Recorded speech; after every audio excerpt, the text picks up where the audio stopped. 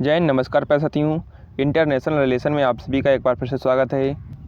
आप दूसरी बार फिर क्यों जो किसान हैं वो क्यों आंदोलन कर रहे हैं?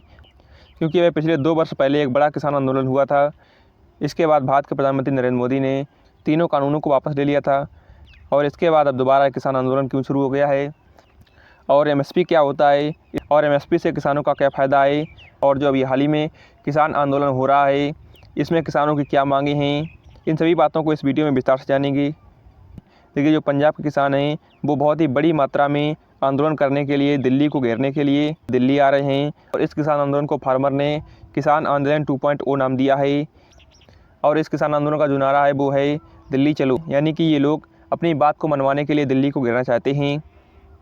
देखिए, जो किसान हैं इन्होंने अपने इस आंदोलन को बहुत ही तेज़ कर दिया है, क्योंकि अभी पिछले कुछ ही दिन पहले इन किसानों ने रेलवे ट्रैक को ही जाम कर दिया था, जिसमें रेलवे ट्रैक पर बड़ी भारी मात्रा में लोग इकट्ठे हुए थे। इसके अलावा रेलवे ट्रैक पर ये किसान ट्रैक्टर लेकर के भी उतरे थे।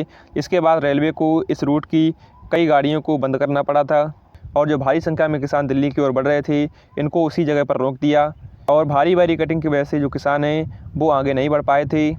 इसके अलावा किसानों को रोकने के लिए रोड पर कई तरह के भारी भरकम वाहन, रोलर, डंपर, इसके अलावा रोड पर कीलें भी बिछाई गई थीं, इससे जो किसान हैं वो वाहनों के द्वारा बॉर्डर को क्रॉस न कर पाएँ।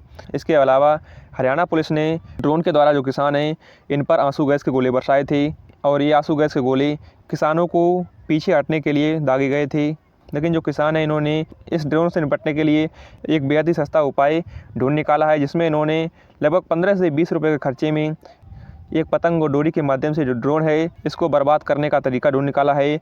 इसके अलावा जो किसान है इन्होंने कि जब ड्रोन जो है वो गैस के गोले को दाग देता है, इसके बाद जब गोला ज़मीन पर गिरता है तो किसानों ने भींगे हुए बोरों और तसलों का यूज कर करके इनका प्रयोग करके जो आंसू गैस के गोले थे इनके जो प्रभाव को बहुत ही कम कर दिया था।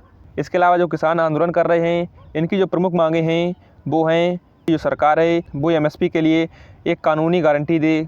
इसके अलावा जो किसान हैं उनके कल्याण के लिए एमएस स्वामीनाथन आयोग की सिफारिशों को लागू करे। इसके अलावा किसानों और जो खेत में काम करने वाले मजदूर हैं उनके लिए पेंशन की व्यवस्था करे और जो किसानों पर जो कर्ज है उनको भी माफ़ करे। इसके अलावा लखीमपुर खीरी हिंसा के पीड़ितों को न्याय दे और जो भूमि अधिग्रहण अधिनियम 2013 है इसको बहाल करे। और जो पिछला आंदोलन 2022-21 में हुआ था, इस आंदोलन के दौरान मारे गए जो किसान हैं उनके परिवारों को सरकार मुआवजा दे और यही मांग इस किसान आंदोलन की है। इसके अलावा आप जानते हैं कि एमएसपी क्या होता है। देखिए, जो एमएसपी होता है इसका जो फुल फॉर्म होता है वो होता है मिनिमम सपोर्ट प्राइस, यानी कि हिंदी में इसका पूरा मतलब न्यूनतम समर्पित मूल्य होता है।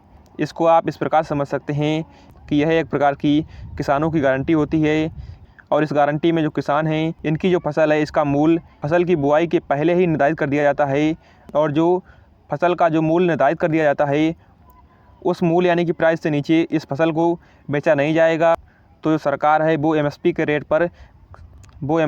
पर किसानों से फसल को खरीदेगी और जो एमएसपी है ये लगभग 23 फसलों पर लागू होती है और एमएसपी का प्राइस इस प्रकार से निर्धारित किया जाता है कि जो लागत होती है उसका 1.5 गुना प्राइस एमएसपी में लागू होता है, क्योंकि लागत का 50% जो मुनाफा है वो किसानों को हो। इसके अलावा इस आंदोलन के दौरान भारत के 3 कैबिनेट मंत्री जैसे किसान और कल्याण मंत्री अर्जुन मुंडा और वाणिज्य मंत्री पीयूष गोयल और पंजाब के सीएम और इसके अलावा किसानों के जो वरिष्ठ नेता हैं उनके बीच अभी बैठक हुई थी। इसमें सरकार ने लगभग 5 साल तक एमएसपी देने का वादा किया है। आप इस फोटो में पीयूष गोयल, अर्जुन मुंडा और भगवंत मान को जो पंजाब के सीएम हैं इनकी बैठक हुई है किसानों के साथ। इसमें किसानों ने 2 दिन का टाइम मांगा है। इसके बाद ही ये लोग जवाब देंगे कि 5 साल के लिए एमएसपी लागू होना चाहिए या नहीं लागू होना चाहिए।